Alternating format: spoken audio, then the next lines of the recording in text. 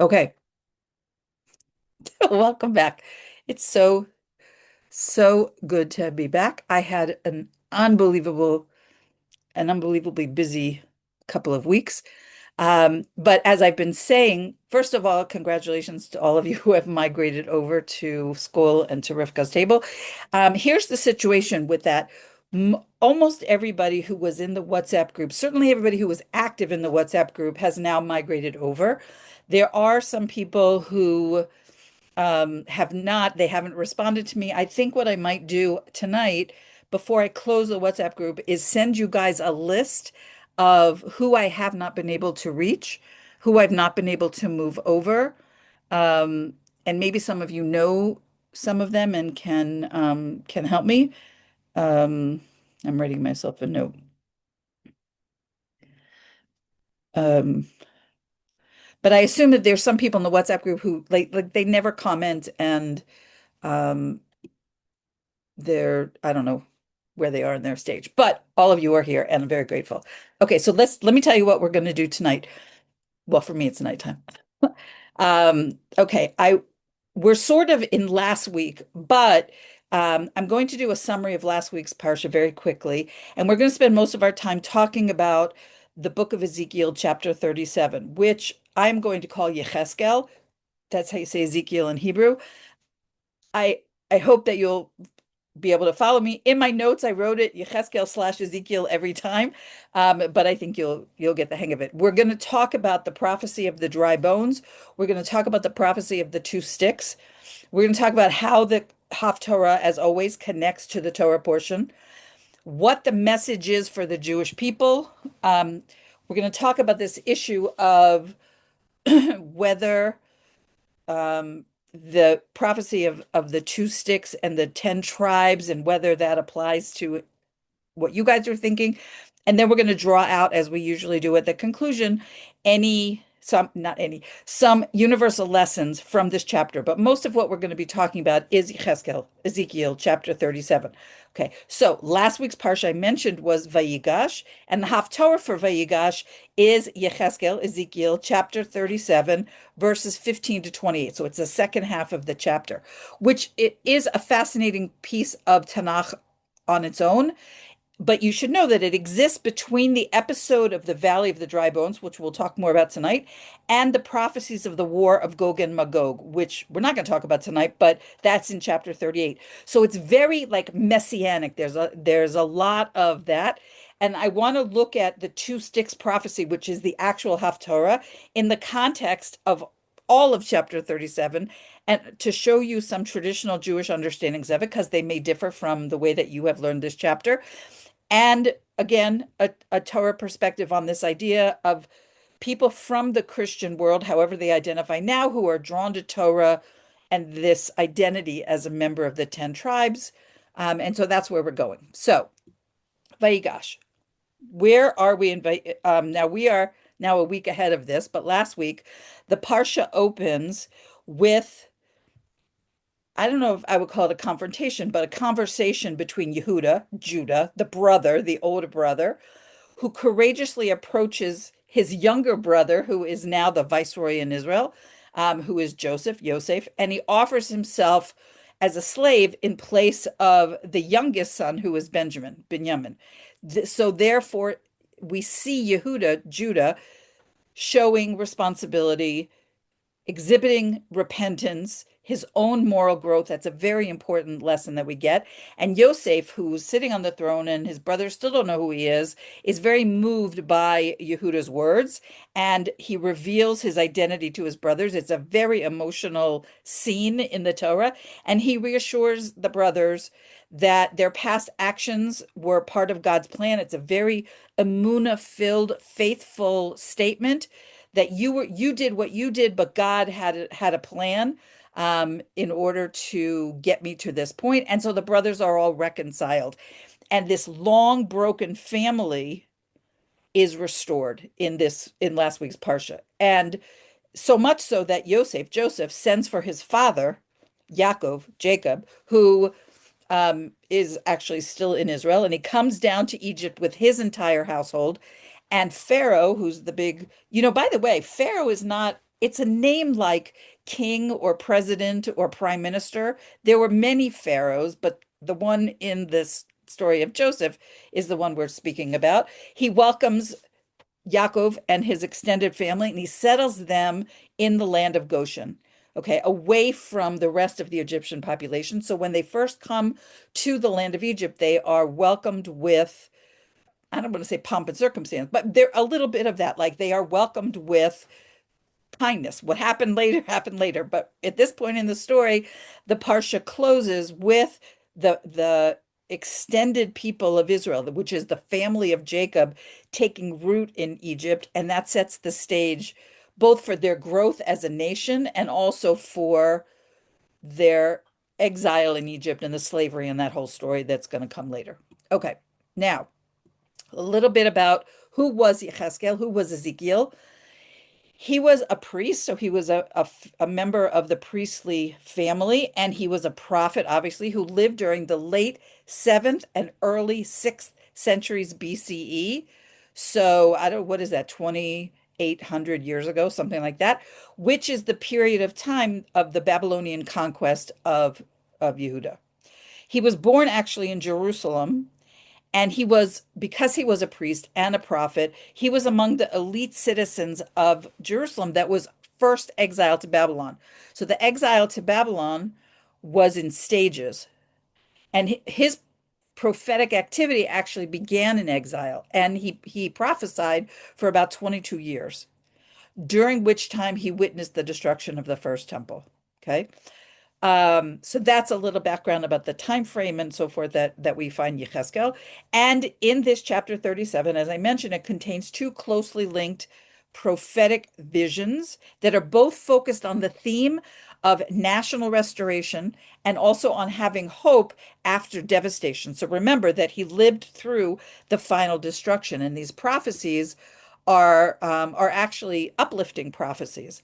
So first, we're going to look in a little bit more detail, a lot more detail, the prophecy that starts at the very beginning of the chapter, chapter 37, and this is the first 14 verses.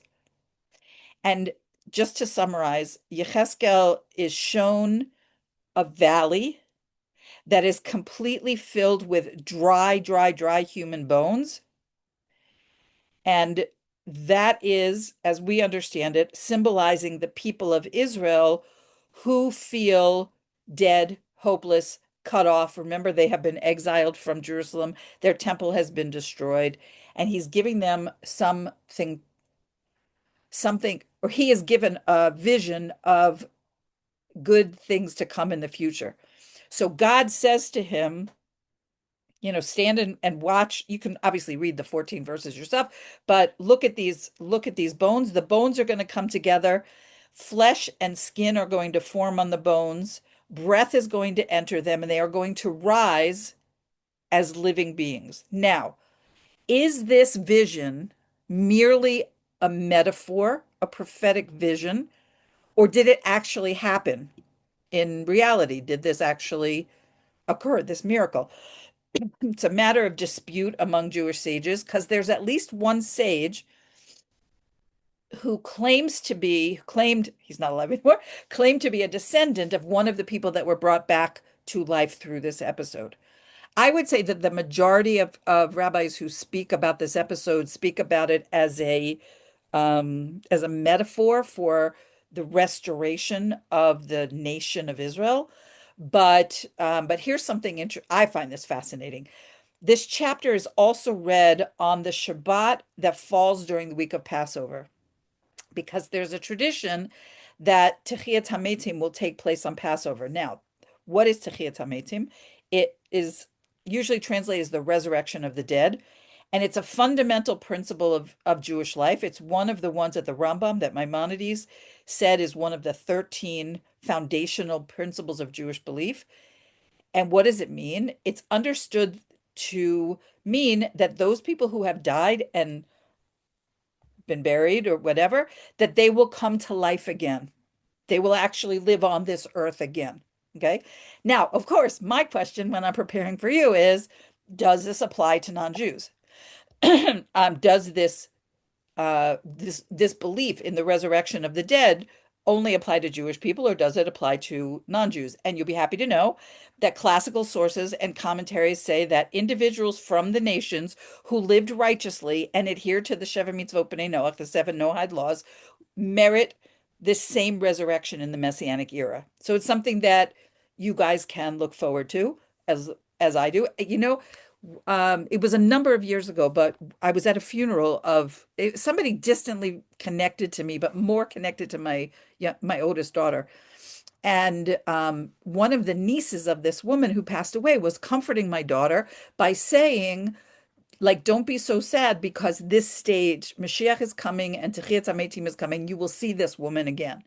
Now, there's a lot of discussion about what will people look like. For example, let's say that you died at the age of 120 and your body was not what it was, or you had lost limbs in your life, or like how exactly do you come back? So there's a bunch of different opinions about this that are all very fascinating, which I'm not going to get into, but I'll just say this. There's an idea that when in the period of the resurrection of the dead, we don't come back like I won't look like this. I will have some body that is more resembling, spiritually speaking, the bodies that Adam and Eve had before the sin, whatever that was, but we will be able to recognize people that we knew and loved and were connected to in this life, even though they won't look like us. Like, here's a good way of thinking about this. Have you ever had a dream where the dream was about a certain person, but it didn't look like that person? Do you know what I'm saying? I don't like you just know it's that person. So it's something like that. Like you recognize something about the presence of that person.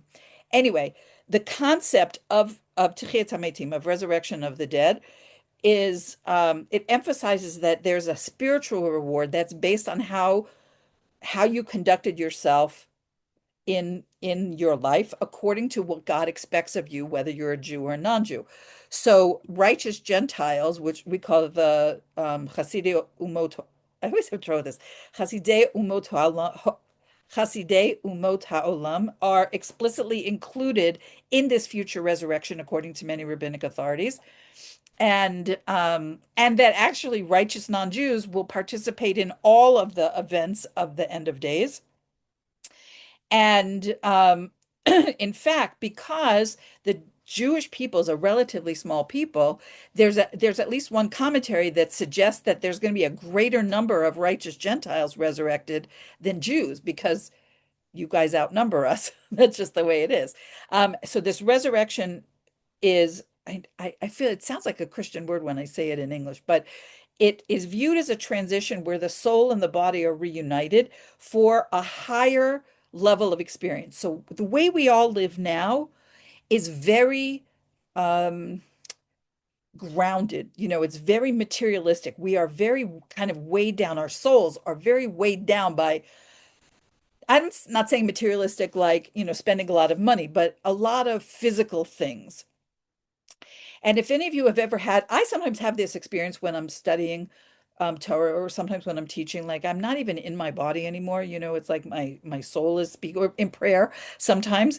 And that's what we can look forward to, a more spiritual level of existence. That's not where most of us live most of the time. Anyway, that's the connection between this Haftarah and not last week, but the Shabbat of Passover, because this process is supposed to happen. This process of Techiyat HaMetim, of resurrection of the dead, is supposed to, they say, happen on Passover, but it happens over a period of time. So the tradition is that the most righteous, like the biblical forefathers and the biblical foremothers, they'll come back first. And then I don't know if it works like in reverse chronological order or I don't know how it works, but it takes a long period of time for everybody to be back embodied. But it's a very exciting idea that is completely associated with Mashiach ben David, with the second Messiah, who's involved in more of the supernatural stuff. Okay, let's go back to the Valley of the Dry Bones. I'm looking at verse 2. He passed me over. This is Ezekiel, Yechezkel talking about God. He passed me over them all around and around. And behold, they were very numerous upon the face of the valley, and behold, they were very dry. So he's talking about the bones. That they were very numerous is a symbol that at the time of the messianic resurrection, the messianic redemption, huge numbers of people will be brought back to life in this world. So again, classically, this vision represents the revival of Israel, not just the physical survival, but a spiritual renewal of the nation. That God promises to restore the people to their land and to give them a new life and a new spirit. And you find this at the very end of this section when God says to Yechezkel, I will put my spirit in you and you shall live. Okay. So um, the the purpose of this episode, remember that Yechezkel is speaking to people who have just been kicked out of the land of Israel. They have been exiled to Babylon. They have lost their temple. And this episode, the prophecy is to comfort them and reassure them that no exile is endless and that God is eventually going to redeem them. So when I was researching this, I was reminded of a talk that I heard in our former community by an old friend of mine whose name is Rabbi Shimon Apostolf. He gave this talk and he connected this prophecy of the dry bones to the core meaning of Galut and Geula, exile and redemption. And he based it on the teachings of a Kabbalistic teacher who was alive at the time, but who passed away in 2019. He was known as the Chalban. I don't expect you to know him, but I just want to talk about how the process of exile parallels the process of death, and the process of Geula, of redemption, is the reversal. So basically, what he said is there's four stages of death and there's four stages of exile. So in the first stage, in the body, the first stage is when the soul leaves the body. And that's in physical death.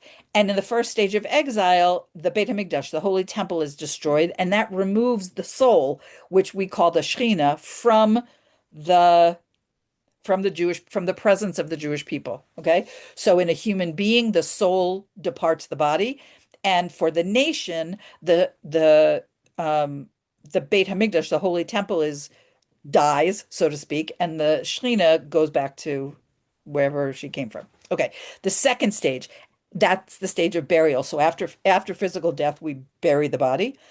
The parallel for the burial of the Jewish people is this physical exile, being sent away from the land of Israel. So um, you're no longer where you used to function. The third stage is a little gross, but after burial, the worms that begin to destroy the flesh, this is the process of deterioration, and nobody is able to stop this from happening. Okay. In the land of Israel, where we were masters of our own land, we had our own army to defend ourselves. The parallel to this in exile is the nation feeling powerless as a nation, because now we're living under foreign domination. Okay. And the fourth stage, uh, death and exile, is after the flesh of the corpse is gone, what remains is dry, unconnected bones, and that don't even recognize anymore. We wouldn't, maybe if you were a scientist or whatever, that bones that are part of something bigger. That's a natural consequence of exile. So Jews in exile become focused on not the what's the right word? The complete picture of the God of Israel, the land of Israel, the people of Israel, and the Torah of Israel, that picture.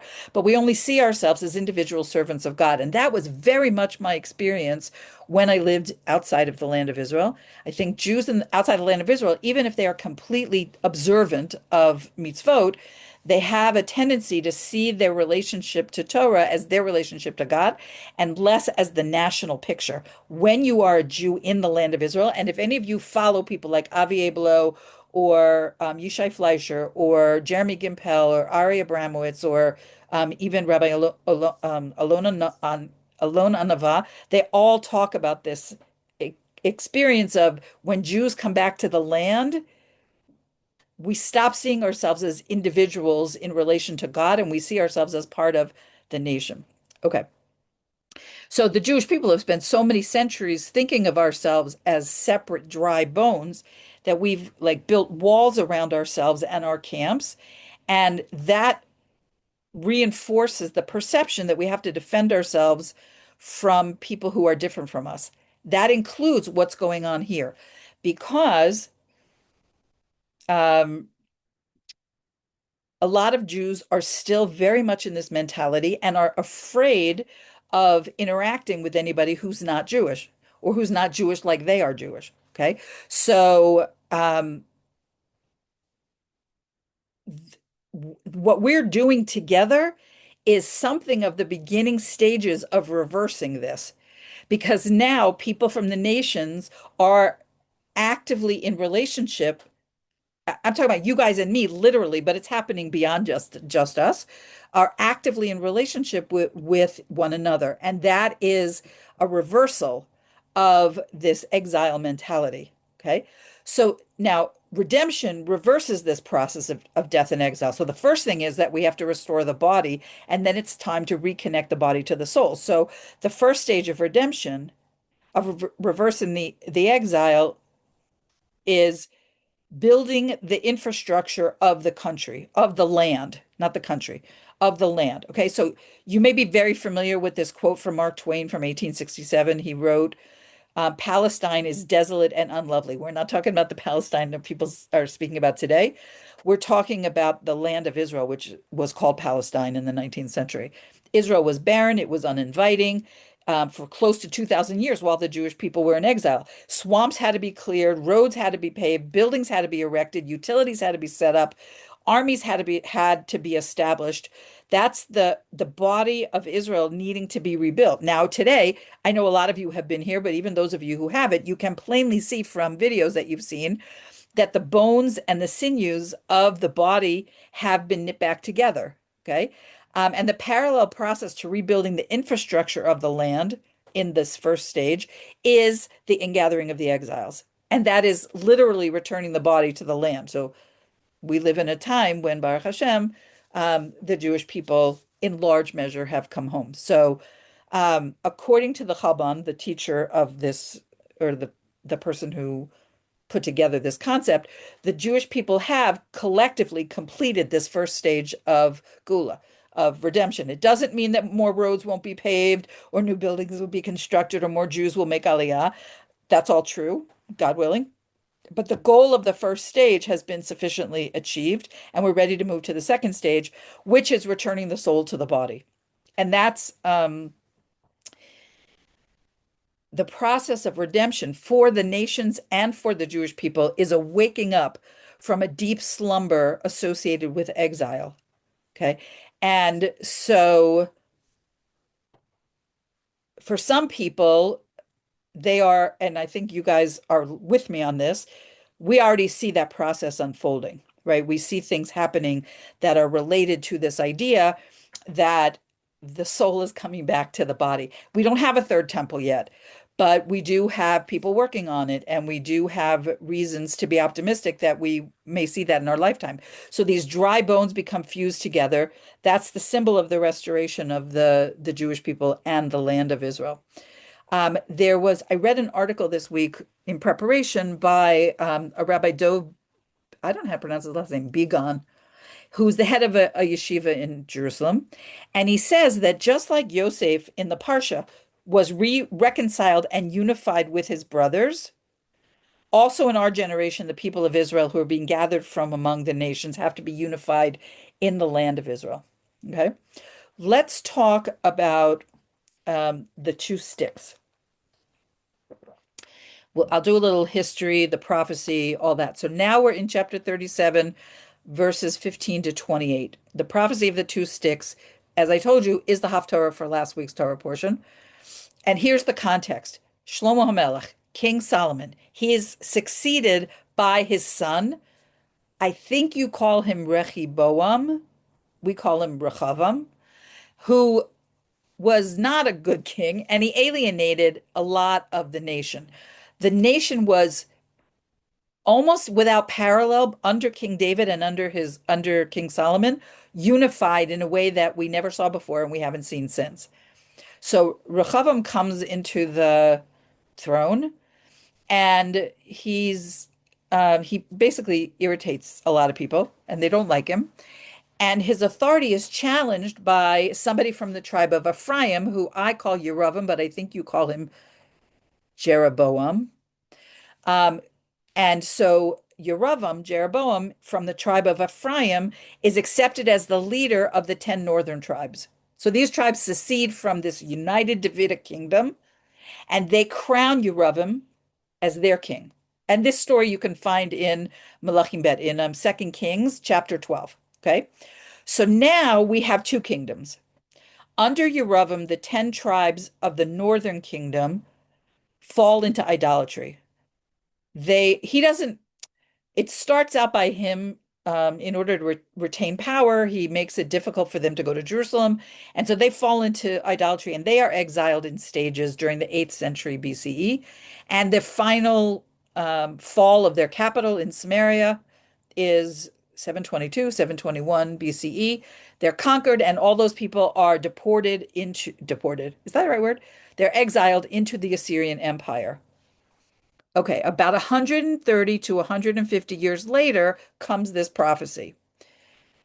Ezekiel, is told to take two sticks, to write on one of them Yehuda, Judah, and Yosef or Ephraim, which represents the northern tribes. And the sticks are joined as one. A lot of you are very familiar with this image, symbolizing the reunification of the divided nation. So Hashem promises that at the end of days, this dissension between the northern tribes and the southern tribes will disappear, and the 12 tribes will become one kingdom again.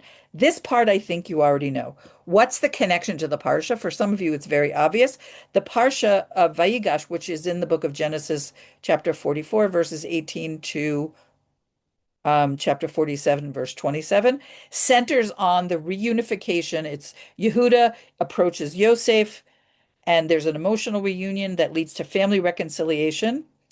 And this prophecy in Yechezkel 37, the second half of this chapter, speaks about these two sticks. One is Yehuda, one is Yosef, becoming one. Okay, so there's this symbolism of this divided nation that's reunified. Both the Parsha and the book of Yechezkel are linked by this single theme of reunion after a long separation. In the Parsha, in Vayigash, I told you that Yehuda approaches Yosef and he takes responsibility and he offers himself in place of the younger brother Binyamin, which leads to Yosef revealing his identity, and everybody hugs and they have this grand reunion. In Yechezkel, we have these two sticks, okay, being joined into one, again symbolizing the future reunification of the divided nation. So the Torah portion is speaking about the human side of reconciliation, having humility, repenting, having the moral courage to take responsibility. The Haftarah, the part in Yechezkel, presents the divine promise that things that were torn apart in history will ultimately be made whole. So together we're teaching that unity begins with human growth in the ethical realm, and it's completed through the faithfulness of God over time. So just as Yehuda and Yosef, Judah and Joseph are reconciled in the Torah reading, in Yechezkel's prophecy, there's a future under which Yehuda and Ephraim, who's one of the sons of Yosef, so they're considered the same, are permanently united under God's presence. So again, the prophecy is emphasizing peace, unity, divine kingship, with the future Davidic ruler as the symbolic king. I'm going to skip some of this part. Okay, the two sticks operate on multiple levels. One of the levels that they operate on is being connected to the idea of there being two messianic figures. And we've spoken about this, the idea of Mashiach ben Yosef and Mashiach ben David, the Messiah, the son of Joseph, and Messiah, the son of David. Just a very quick review. The Mashiach ben Yosef is a preliminary Mashiach whose job is to prepare the people and the world for the more supernatural things that come later. So, for example, two clearest examples I can give you are that the ingathering of the exiles, which is a process that some of you probably have watched videos of Jews getting off airplanes and making aliyah. That is, the prophetic language is the wings of eagles, but it's an airplane, right? So people who come to live in the land of Israel, when the state of Israel was first established in 1948, there were approximately 600,000 Jews in the land. Now there are, I don't know the number exactly, 8 or 9 million. Okay. So obviously that is from Jews coming back to the land from all over the place. That is, we don't know who Mashiach ben Yosef is. We don't know the personality, but we are living in a time where the things that are associated with the stage of Mashiach ben Yosef, the preparatory stage for the full redemption, we're living through. There's a, I didn't write this down, so it's coming off the top of my head, so I don't know the exact source for it, but there's a tradition that the surest sign that redemption is coming is that the land gives forth its fruit in abundance.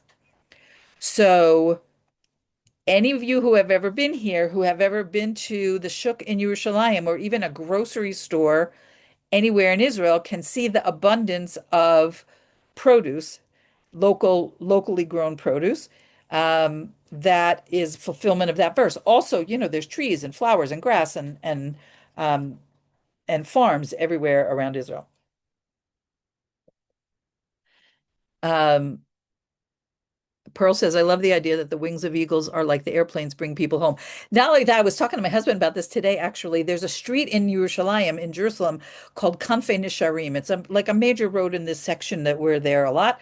And Kanfei Nisharim literally means the wings of eagles. But I don't think, I just think, oh, it's on this particular street. But then I was translating it as I was talking to him. I was thinking, how cool is that, that we literally have a street in Jerusalem called the Wings of Eagle Street? We don't call it that, but anyway. Okay. So in this, um, according to this way of thinking, in an earlier stage of redemption, all the tribes will be merged into a single identity led by Mashiach ben Yosef. Okay. And the chapter 37 ends with a prophecy concerning the nations. So listen up. Then the nations will know that I am Hashem who sanctifies Israel when my sanctuary, meaning the holy temple, will be among them forever. So the idea here is that the sanctity of Israel, when this all happens, will be so great that it will spread to all the nations who will come to know Hashem. Now, what does that mean for you guys? Literally, you're already there. You know what I'm saying? Like the fact that you're sitting and studying Torah with me, I'm a Jew living in the land of Israel. You guys are all over the country, oh, not all over the country, all over the world. The beginning of this messianic process is already operating in your heart, in your soul, in your mind that drew you to be pro-Israel, to care about what happens to Jews, to want to study Torah.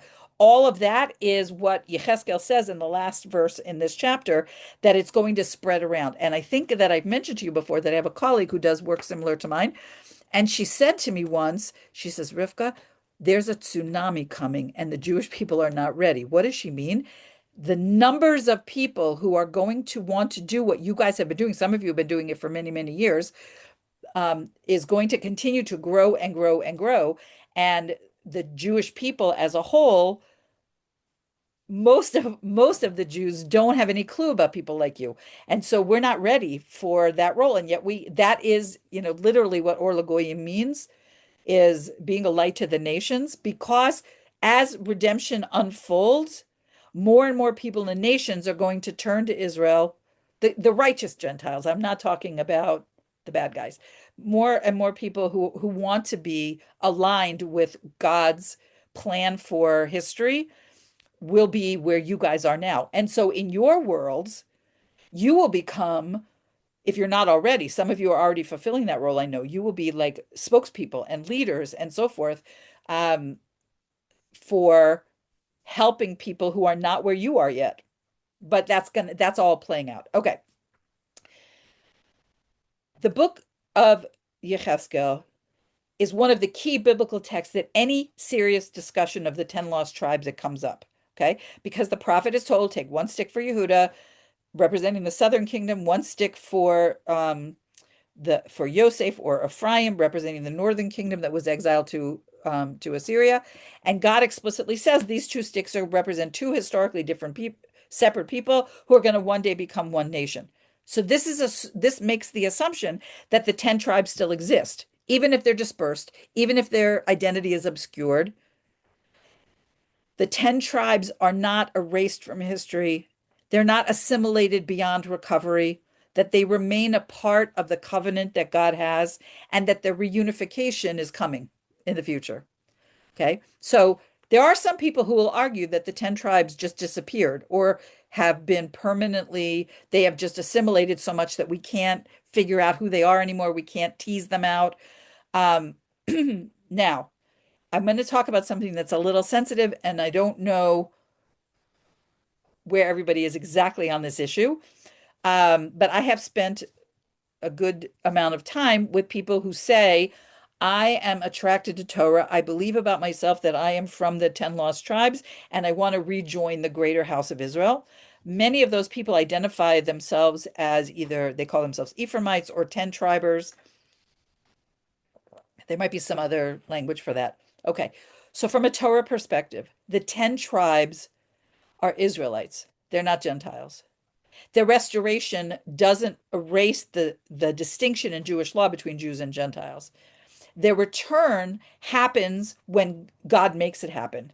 It's not sufficient for a person. I'm saying this with some trepidation, and I mean it softly. I mean to say it softly. If I don't say it softly, I apologize. But it might be a paradigm shift for some people, that it's not sufficient for a person or for a group of people to declare that they're from the 10 lost tribes and they want to be reunited with the greater house of Israel. And it certainly doesn't allow for Christians of any kind to call themselves from the 10 lost tribes and to want to be reunited with what we today call Jews, but we mean this Judah from the southern kingdom, while they are maintaining a relationship with Jesus or Yeshua. Okay. So I'll have a little bit more to say about that. That's maybe a little hard for some of you to hear, but Yechezkel is not, he doesn't tell us where the 10 tribes are today. He doesn't tell us um, who can claim them or what their return will look like in practical terms. Pearl is asking, what about Gentiles who feel that they have Jewish souls? Okay, so um, there is a possibility that there are people who are born into non-Jewish bodies who do have a Jewish soul. However, the way things are now, I'm speaking from a perspective of Jewish law. The way we conduct our society is that the option of conversion, of joining or rejoining the Jewish people, exists for any individual who wants that. It's not required, it's not something we promote, but that avenue is open. Okay. But it doesn't mean that Torah supports the claim that I'm drawn to Judaism or I'm drawn to Torah and I'm drawn to the Jewish people, so I must be from the 10 tribes, and I want them to accept me with whatever theology I bring to the table. Okay. So I don't know. I hope that God reveals to all of us, for those of you that are still in a significant spiritual relationship with Jesus, Yeshua, whatever you call him, but also have this other piece of your life. I don't know. I I don't know. I can't reconcile that, like from a Jewish perspective, from the perspective of prophecy. Yechezkel is not saying you can come back and but I guess when Mashiach ben David shows up, it'll all become much clearer to everybody. What so Yechezkel doesn't tell us a whole lot about it. But what he does say is that God is responsible for their return. And so some of you are living in limbo, and I know you've been in limbo for a very long time. But it's important to remember a couple of things. One is that longing doesn't equal lineage. So a feeling of connection doesn't translate to a certainty that somebody is descended from the 10 tribes. It could be that they're simply a righteous Gentile already living according to the path that Torah prescribes for righteous Gentiles. And that's more than sufficient. It's more, I wish everybody was like that. But for those who want more, conversion to Judaism is a path. Okay, I have another comment. Drawn to Torah and the Jewish people, but I wouldn't begin to think I have a right to claim to be part of the tribe. Okay, so that's a place of, I think, appropriate alignment because there are people who are in my view, and I'm not saying any of you people I've run across in the 12 years or so that I've been doing this work who do make that claim and also make the claim that the Jews should let them back in, even though they are Christians. Now they may not be Sunday church going Christians, but they still believe either that Jesus is God or part of God or Jesus is the Messiah, whatever. Even if they're at the stage where they believe that Jesus is their or Yeshua is their rabbi, that in Yechezkel's language is not what he's talking about. People like that have something to work out, have to figure out how do they find the right balance. And again, I think it could be that these people are just destined. They are just righteous Gentiles doing exactly what righteous Gentiles ought to be doing, which is living according to the Torah's rules for them. It doesn't, right now, we're in a stage where people like that, if they feel it very, very, very strongly, they can join the Jewish people by following the path. So admiration of Israel, admiration of the Torah, the Hebrew Bible, it doesn't require adopting a Jewish lifestyle. And it's certainly, now this is the other thing I want to share that is also sensitive, but I feel like it needs to be said. I said it to at least one of you privately, but as I was having this conversation, I said, I need to say this more openly. The Passover Seder has nothing to do with Jesus, beyond the fact that he likely observed a Passover Seder in his lifetime. The offering is not about him. The holes in the matzah are not about him being crucified.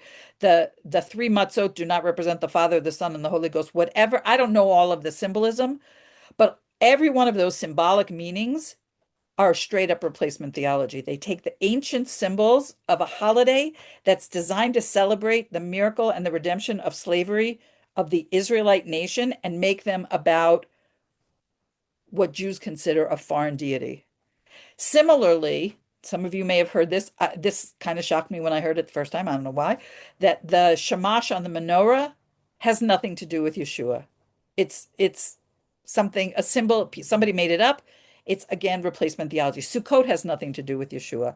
All of these ideas are aspects of replacement theology meant to replace this ancient Hebrew meanings of holidays and make them about another faith system entirely. I really love you guys, and I apologize if this makes anybody really uncomfortable.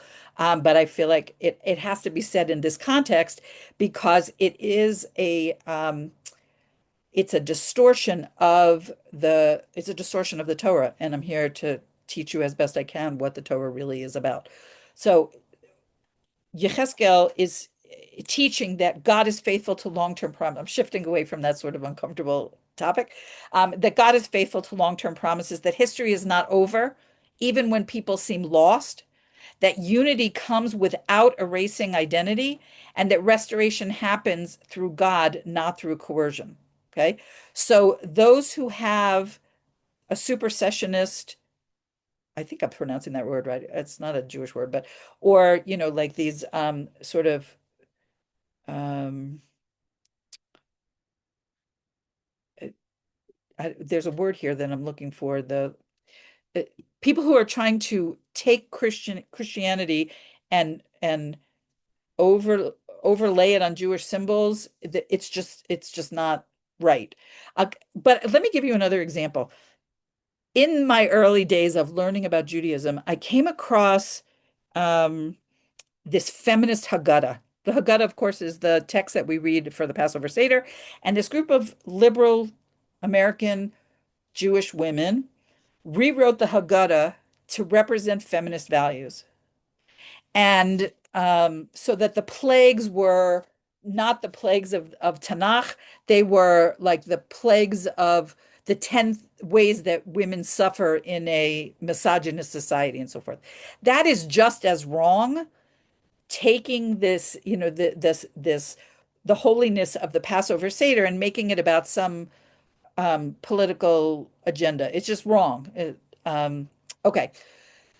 So people sometimes ask me if they could be, sincerely ask me, can they be from the 10 tribes? Because it's a sincere question and it comes from feeling drawn to the Bible, to Israel, to the God of Israel. And the Torah takes that feeling seriously, but also asks people to be patient and to be honest.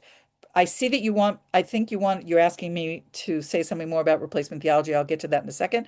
But I just want to finish this thought that according to the book of Yechezkel, the 10 tribes were exiled, they weren't erased. And that God promises that one day Yehuda and Yosef, Judah and Joseph or Ephraim, will be reunited. But the how, the when, the why, the who of the reunion are up to God, not up to human beings. There's no way reliably to know today, all to identify, we don't, all of the descendants of the 10 tribes. Here's what we do know, or here's what I know. I know that the Ethiopian Jews are said to come from the tribe of Dan, and the B'nai Menashe are clearly from the tribe of Menashe. There are other theories of other groups of people who have come from, who have stayed together as a people. They have vestiges of Torah practices in their lives. And there's a number of different groups of people that claim. In Africa, there's a group called the Igbo that are in Nigeria. And there's a subset of them that believed. I have a friend in this community who has told me all of the things that this group does. You can see the like the thread of Jewish practice today, you can see in their culture. So maybe one of the 10 tribes went to Nigeria and they assimilated over time, but they retained certain vestiges. Who knows? That's for Mashiach to sort out. It's for God to sort out. So personal feeling or the way you resonate spiritually or admiration for Israel doesn't establish lineage. And the future return of the 10 tribes happens by God's plan, not by somebody saying, this is who I am. So the question, it's not a forbidden question to ask, but for now, the answer is just unknown. Here's what matters now. Torah doesn't ask anybody to figure out who they were in a previous lifetime, but who are they called to be today? So for non-Jews, that means serving God faithfully where you are, who you are, living an ethical life, learning Torah respectfully in the way that we do together, honoring Israel without trying to become Israel. And that is a meaningful path. That is a complete path. And it is a righteous path in its own. Instead of saying, could I be from the 10 tribes? The Torah says, ask, how does God want me to walk with him today? What is my role today? So the Yechezkel's prophecy of the two sticks is assuring us that nothing that belongs to God is ever lost, but also that the identity is restored by God, not claimed by individuals. I think I made that point very clearly. Before I before I go on to talk about the universal lessons in the little time we have left, I want to address the question about replacement theology, because I just assume that everybody knows what that is. And I'm probably not the biggest, I'm certainly not the biggest expert on this, but the way that I understand it is that, I've never been a Christian, so I don't know what it sounds like or how people are taught. But my understanding of replacement theology is a Christian um, teaching, I guess, that Christianity replaced Judaism, and that God's covenant with the nation of Israel, with the Jewish people, was replaced with Christianity. And that's why um, a lot of Christianity is based on like what not doing it like the Jews, right? So now we live in a time where some people who I just have to, I had the heat on in this room and now it's a little too hot. Okay. So where some people are now struggling with, I am a Christian, I identify as a Christian, I have a significant spiritual relationship with Yeshua, but I am also attracted to Torah things.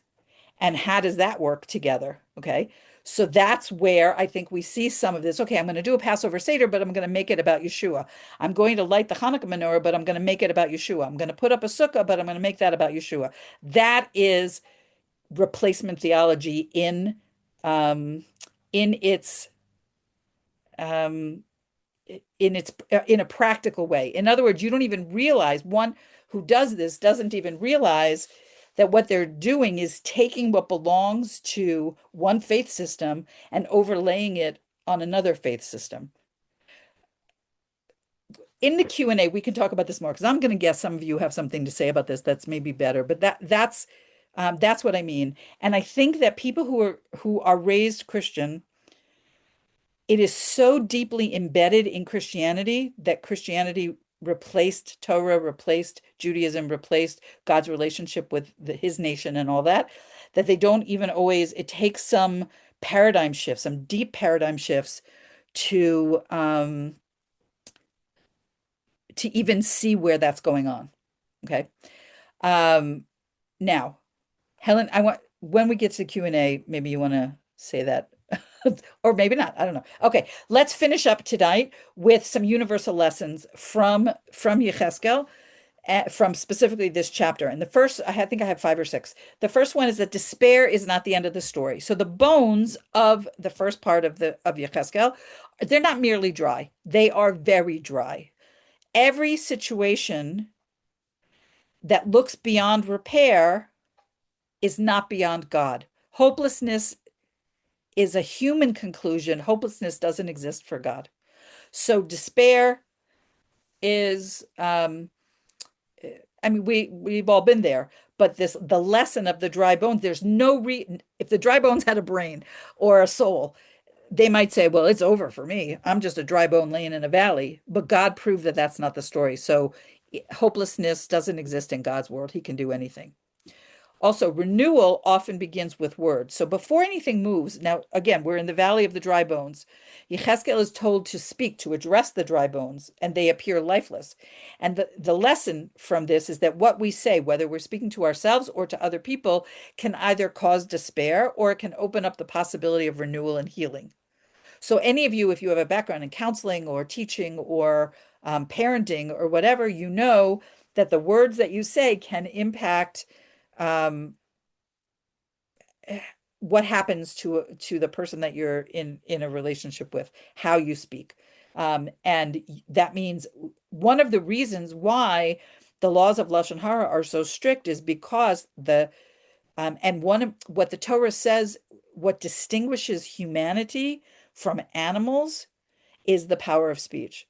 Um, okay. The third lesson is that life requires breath, not just structure. So the bones come together, muscles form, skin appears, but there's no life yet until the breath, until the ruach enters. So what's the lesson of that? Life doesn't just exist in the material world alone. It requires an element, a supernatural element, or a divine element, or a soulful element. And sometimes I think about people, and you probably know people like this in your life, who they're alive, like they're living, they go to work, whatever, but they are not spiritually connected. And so their lives are very material. And their goals in life are very material, and they are lacking whatever God you believe in, whatever your spiritual practice is, just the idea that life itself has this other dimension is something that unfortunately some people are disconnected from. But that's one of the lessons of the dry bones is that it's like a body that exists without a soul is, excuse me, it's not the complete human experience. Another universal lesson is that relationships can be fractured without being erased. So now let's talk about the two sticks. Yehuda and Yosef represent this people that's long divided. God is not denying that there was a fracture, but he's promoting healing. So for us, what's the lesson? Broken relationships, families, societies, they can be restored without having to pretend that the rupture never happened. Also, unity is not sameness. This is the fifth lesson. So the sticks become one, but they don't dissolve into each other. They're still distinctions.